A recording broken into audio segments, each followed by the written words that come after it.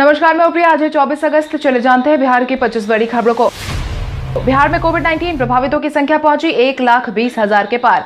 बिहार में कोविड-19 प्रभावितों की संख्या बढ़ती जा रही है। स्वास्थ्य विभाग की तरफ से जारी किए गए आंकड़ों के अनुसार बीते दिन पिछले 24 घंटे में कुल मिलाकर 2,247 नए मरीजों की पुष्टि की गई है, जिसके बाद प्रभावितों का आंकड़ा 1,22,156 पर पहुंच गया है। अगर हम प्रभावित जिलों की बात करें तो अररिया में 47, अरवल में 16, औरंगाबाद में 57, बांका में 25, बेगूसराय में 159, भागलपुर में 115, भोजपुर में 71, बक्सर में 24, दरभंगा में 38, पूर्वी चंपारण में 76, गया में 81, गोपालगंज में 36, जमुई में 10, जहानाबाद में 42, कैमूर में 16, कटिहार में 96, खगड़िया में 18, किशनगंज में 71, लखीसराय में 20, मधेपुरा में 57, मधुबनी में 97, मुंगेर में 35, मुजफ्फरपुर में 127, नालंदा में 70, नवादा में 21, पटना में 203, पूर्णिया में 79, रोहतास में 49, सहरसा में 120, समस्तीपुर में 37, सारण में 65, शेखपुरा में 13, शिवहर में 14, सीतामढ़ी में 58, सिवान में 43, सुपौल में 56, वैशाली में 41, पश्चिम चंपारण में 43। वहीं स्वास्थ्य विभाग की तरफ से बीते दिन शाम 4 बजे तक जारी किए गए अपडेट के अनुसार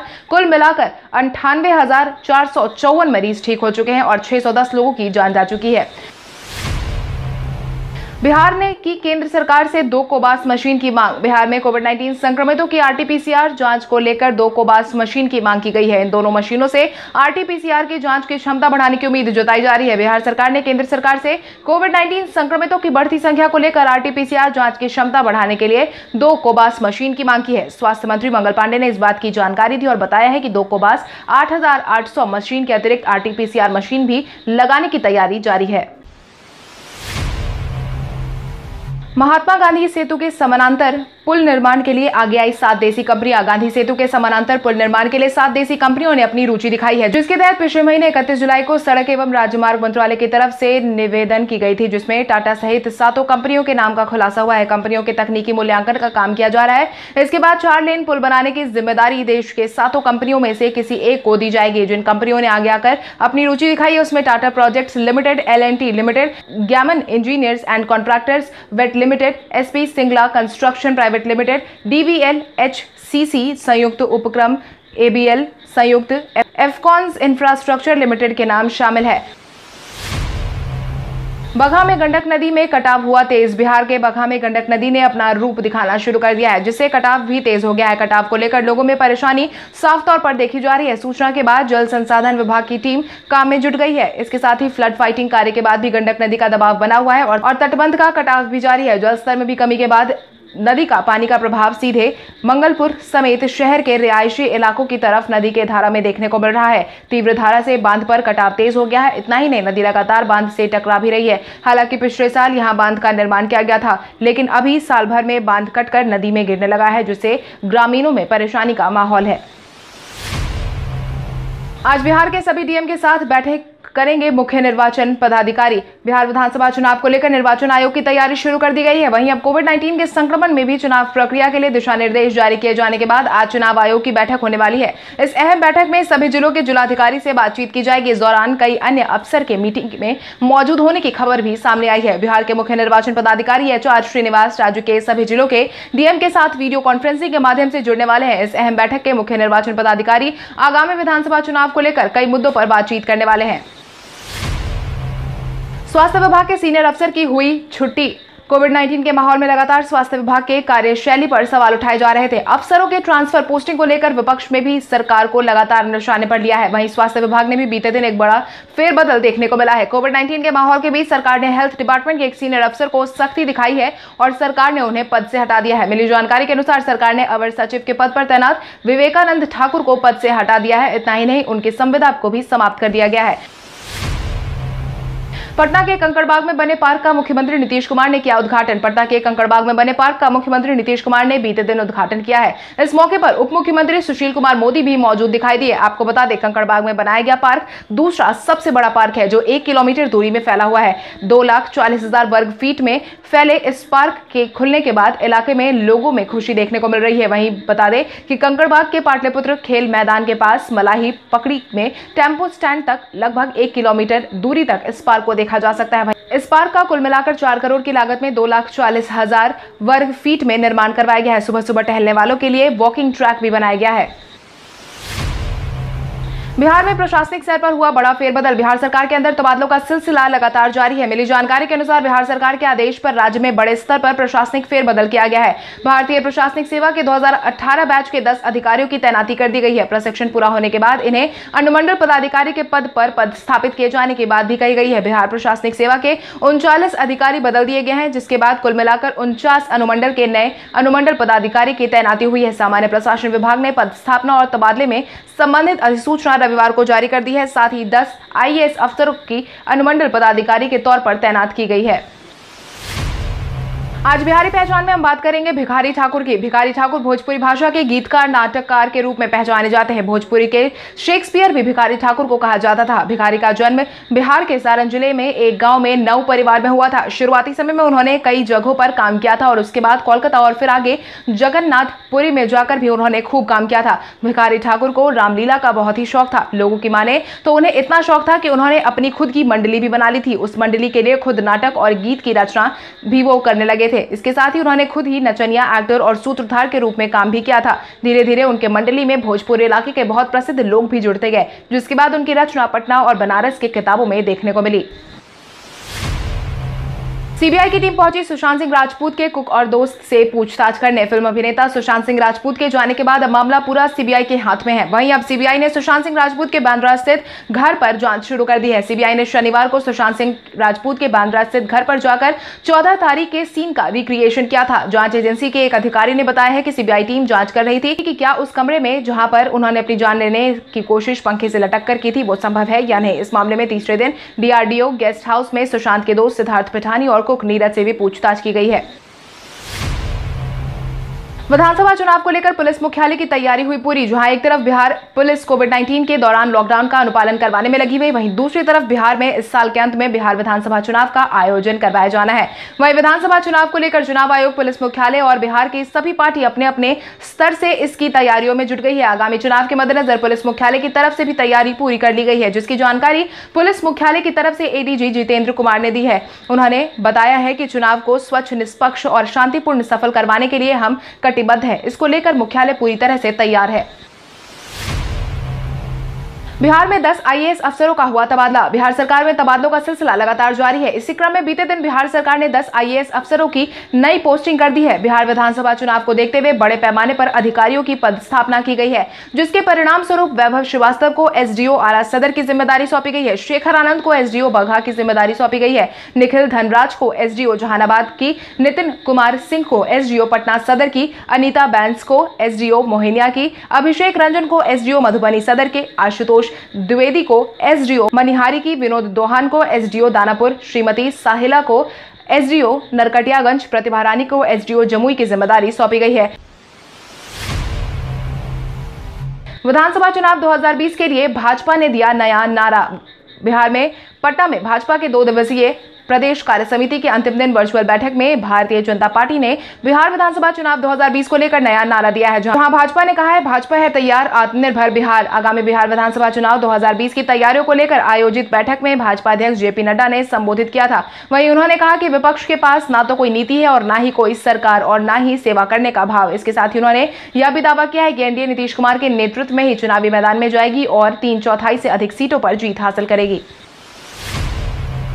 जदयू छोड़ने वाले पूर्व मंत्री श्याम रजक ने बिहार की शिक्षा की स्थिति पर उठाए सवाल। बिहार में पूर्व मंत्री और राजद नेता श्याम रजक ने राज्य की शिक्षा की बदहाल स्थिति होने की बात कही है, जिसके तहत उन्होंने कहा है कि सरकार बड़ी बड़ी बातें करती है, परंतु धरातल पर स्थिति बेहद खराब है। उन्होंने दावा किया है कि बिहार में अनुसूचित जाति वर्ग की साक्षरता दर सबसे कम 48% दर्ज की गई है। इतना ही नहीं, उन्होंने यह भी कहा है कि 10वीं तक ड्रॉप आउट छात्रों की संख्या कुल छात्र छात्राओं के तकरीबन 48% है। अनुसूचित जाति में यह आंकड़ा 58% है और 3% अनुसूचित जाति के छात्रों का दाखिला हुआ है। उन्होंने सवाल किया है कि अगर सरकार सच में इतना काम कर रही है तो ऐसी स्थिति क्यों है। मौसम विभाग ने पटना सहित 14 जिलों में जारी की सतर्कता। बिहार में मानसून एक बार फिर से सक्रिय हो गया है, जिसकी वजह से पटना सहित कई जिलों में रविवार को रुक रुक कर बारिश दर्ज की गई है। बंगाल की खाड़ी में बने निम्न दबाव के कारण धीरे धीरे पश्चिम बंगाल, छत्तीसगढ़, झारखंड, बिहार और उत्तर प्रदेश की तरफ बढ़ रहा है, जिसकी वजह से बिहार के 14 जिलों में तेज बारिश की उम्मीद जताई गई है। मौसम विभाग के पूर्वानुमान के अनुसार इस वक्त मानसून की अक्षीय रेखा बंगाल की खाड़ी से लेकर मध्य प्रदेश होते हुए राजस्थान के अजमेर तक गुजर रही है। मौसम विभाग ने पटना, पूर्वी चंपारण, पश्चिमी चंपारण, जहानाबाद से अरवल, समस्तीपुर, बेगूसराय, बेगूसराय और भोजपुर में गरज के साथ बारिश की संभावना जताई है। नित्यानंद राय ने नेपाल से बातचीत होने की कही बात। केंद्रीय मंत्री नित्यानंद राय ने बिहार में बाढ़ को लेकर चिंता जाहिर की है, जिसके तहत उन्होंने नेपाल से लगातार बातचीत होने की बात कही है। इतना ही नहीं, उन्होंने समय के अंतराल में नदियों का स्वभाव और उद्देश्य बदलने की जानकारी भी दी है। इन सब का अध्ययन भी किया जा रहा है। वहीं उन्होंने बढ़ रहे बाढ़ की रोकथाम के लिए नेपाल में बाढ़ हाइड्रो पावर बिजली उत्पादन और पूरा खर्चा करने का तैयारी पूरी कर ली है। आने वाले समय में बाढ़ की समस्या का स्थायी समाधान निकालने की पूरी उम्मीद जताई जा रही है। फिलहाल बिहार बाढ़ के प्रभाव से गुजर रहा है। 16 जिले के 83 लाख से ज्यादा आबादी बाढ़ का दंश झेल रही है। मगध प्रमंडल के 78 मत्स्य पालकों को दी गई सब्सिडी। कृषि मंत्री डॉक्टर प्रेम कुमार ने मगध प्रमंडल के मत्स्य विभाग के उपनिदेशक गौरी शंकर से मत्स्य संसाधन विभाग द्वारा संचालित विभिन्न योजनाओं की समीक्षा की है। साथ ही मंडल के सभी जिलों में मत्स्य विभाग की योजनाओं की प्रगति का हाल जाना है। मंत्री ने कहा है कि बिहार मछली उत्पादन के क्षेत्र में आत्मनिर्भर हो रहा है। बिहार से मछली को नेपाल, झारखंड, सिलीगुड़ी, गोरखपुर, लुधियाना आदि स्थानों पर आपूर्ति किया जा रहा है। मछली उत्पादन के क्षेत्र में बिहार देश में चौथे स्थान पर पहुंच गया है। वहीं इस मौके पर कृषि मंत्री प्रेम कुमार ने मगध प्रमंडल की तरफ से 78 मत्स्य पालकों को वाहन की खरीदारी करने के लिए 1.69 करोड़ रुपए की सब्सिडी देने का भी दावा किया है। जदयू के एक और नेता ने छोड़ा पार्टी का साथ। जदयू को अब रोहतास जिले के करारा झटका लगा है। मिली जानकारी के अनुसार दिनारा विधानसभा सीट पर अपनी दावेदारी करते हुए नगर पंचायत कोआथ के मुख्य पार्षद धर्मेंद्र चौधरी ने जदयू छोड़कर राजद की सदस्यता ग्रहण कर ली है, जिसके तहत बीते दिन रोहतास के जिला मुख्यालय सासाराम में राजद द्वारा आयोजित कार्यक्रम में धर्मेंद्र चौधरी ने राजद की सदस्यता ग्रहण की है, जहां पर पूर्व मंत्री वृषण पटेल तथा पूर्व केंद्रीय मंत्री कांति सिंह ने धर्मेंद्र चौधरी को पार्टी की सदस्यता दिलवाई है। भूपेंद्र यादव ने तेजस्वी यादव पर साधा निशाना। बीते दिन भाजपा कार्य समिति की बैठक में भाजपा के तमाम नेता और कार्यकर्ताओं ने वीडियो कॉन्फ्रेंसिंग के माध्यम से बातचीत की है। वहीं इस मौके पर बिहार भाजपा प्रभारी भूपेंद्र यादव ने राजद को निशाने पर लिया है, जिसके तहत उन्होंने कहा है जिस वर्चुअल कैंपेन का विरोध राजद कर रही थी वो बताए कि वो खुद डिजिटल मोड में है या नहीं। इसके साथ ही Facebook, Twitter, digital media virtual है या फिजिकल है। उन्होंने कहा है कि बिहार में लालू राबड़ी के जंगल राज में जो बातें होती थी वो उन बातों को तेजस्वी यादव दूर करने की कोशिश कर रहे हैं। विपक्ष के नेता तेजस्वी यादव को बताना चाहिए कि लालू यादव के 15 साल के शासनकाल में बिहार कितना पिछड़ा था। राजद ने सरकार में आने के बाद बड़े पैमाने पर शिक्षकों की बहाली करने का जारी किया आदेश। बिहार में करीब 1 लाख से अधिक शिक्षकों के नियोजन पर साल भर में ज्यादा समय से लटका हुआ है और यही कारण है कि कोविड-19 तो कभी बाढ़ की वजह से शिक्षक नियोजन का काम बड़े मझधार में नजर आता है। इसके बाद शिक्षक अभ्यर्थी परेशान चल रहे हैं। लाखों शिक्षक अभ्यर्थियों को समझ में नहीं आ रहा है कि वो आगे क्या करें। वहीं अब राजद ने शिक्षकों का मसीहा बनने की तैयारी कर ली और वो बनकर सामने आए हैं, जिसके तहत राजद की तरफ से शिक्षक नियोजन को लेकर अभ्यर्थियों की मांग का समर्थन किया जा रहा है। राजद के राज्यसभा मनोज झा ने ट्वीट कर कहा है कि अगर हमारी सरकार बिहार में बनेगी तो बड़े पैमाने पर शिक्षकों की बहाली जरूर होगी। 30 अगस्त को जीतन राम मांझी के एनडीए में या तीसरे मोर्चे में शामिल होने की बात होगी साफ। हम अध्यक्ष जीतन राम मांझी ने कहा है कि उनकी पार्टी विधानसभा चुनाव में किसके साथ तालमेल बनाने वाली है, इसका निर्णय 30 अगस्त तक लिया जाएगा। मीडिया हाउस से बातचीत के दौरान उन्होंने कहा कि अभी सभी दलों से बातचीत जारी है। बसपा, एनसीपी, एमआईएम, वाम दल से लेकर के यशवंत सिन्हा के लोगों से भी बातचीत जारी है। सभी मेरे नेतृत्व में चुनावी मैदान में उतरना चाहते हैं। तीसरे मोर्चे की तैयारी भी हो रही है। कांग्रेस के भी कई लोग की यही राय है कि हम की नीतियों में जो दल सबसे करीब होगा उसके साथ ही गठबंधन किया जाएगा। उन्होंने कहा है कि महागठबंधन में वापसी का कोई सवाल नहीं है।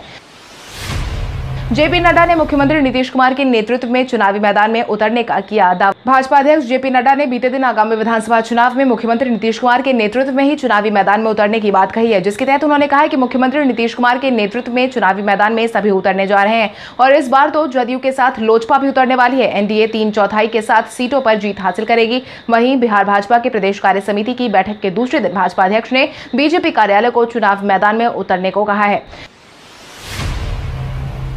आम आदमी पार्टी ने पटना में शुरू की डोर टू डोर जनसंपर्क मुहिम। आम आदमी पार्टी ने आगामी विधानसभा चुनाव की तैयारी शुरू कर दी है, जिसके बाद बीते दिन आम आदमी पार्टी के प्रदेश उपाध्यक्ष मनोज कुमार ने गुरहट्टा चौक स्थित गांधी मूर्ति पर माल्यार्पण कर पटना साहिब विधानसभा क्षेत्र में डोर टू डोर जनसंपर्क मुहिम की शुरुआत की है, जिसके तहत आगे आम आदमी पार्टी ने कार्यकर्ताओं ने राय जयकृष्ण रोड, इसके साथ ही हमाम, 15वीं लेन, गुजरी बाजार, बौली आदि मोहल्लों में डोर टू डोर जनसंपर्क मुहिम की शुरुआत की है, जहां पर आम लोगों को पार्टी की विचारधारा और उद्देश्य से अवगत कराया गया है। लक्ष्मीपति बालाजी ने साल 2020 के बाद धोनी से बड़ा कोई क्रिकेटर नहीं होने की कही बात। टीम इंडिया के पूर्व तेज गेंदबाज और चेन्नई सुपर किंग्स के गेंदबाजी कोच लक्ष्मीपति बालाजी ने अपने टीम के पूर्व कप्तान महेंद्र सिंह धोनी की सराहना की है, जिसके तहत उन्होंने कहा है कि धोनी का क्रिकेट में गहरा प्रभाव है और साल 2000 के बाद धोनी से बड़ा कोई क्रिकेटर नहीं है। धोनी के 15 अगस्त को अचानक इंस्टाग्राम पर पोस्ट डालकर संन्यास लेने के बाद बालाजी के अनुसार कुछ क्षण पहले ही धोनी उनके साथ थे, लेकिन उन्होंने इतने बड़े फैसले की कोई भनक उन्हें नहीं लगने दी थी। वो संन्यास लेने के बाद भी काफी सामान्य थे। उन्होंने कहा है कि अभी भी अगर आखिरी ओवर में 20 से ज्यादा रन चाहिए होंगे और मुझे किसी बल्लेबाज को चलाना होगा तो मैं धोनी का नाम ही लूंगा। उनका इतना गहरा प्रभाव है, उनका नेतृत्व और बल्लेबाजी का तरीका बिल्कुल अलग है। व्हाट्सएप एंड्रॉइड यूजर को मिला नया update. Online messaging platform WhatsApp ने अपने एंड्रॉइड यूजर के लिए नए अपडेट को रोल किया है। सभी एंड्रॉइड यूजर के लिए उपलब्ध करवा दिया जाएगा, जिसका इस्तेमाल करने के लिए यूजर को गूगल प्ले स्टोर से अपने व्हाट्सएप अकाउंट को अपडेट करना होगा। व्हाट्सएप के इस नए अपडेट में यूजर को चैटिंग और ग्रुप वीडियो कॉलिंग का नया एक्सपीरियंस मिलेगा। मिली जानकारी के अनुसार इसके आने से ग्रुप कॉलिंग के लिए खास रिंगटोन सेट करने का ऑप्शन भी दिया जाएगा, जिससे वर्क फ्रॉम होम के दौरान ऑफिस के नोटिफिकेशन को वक्त रहते हासिल करने में काफी आसानी मिलेगी।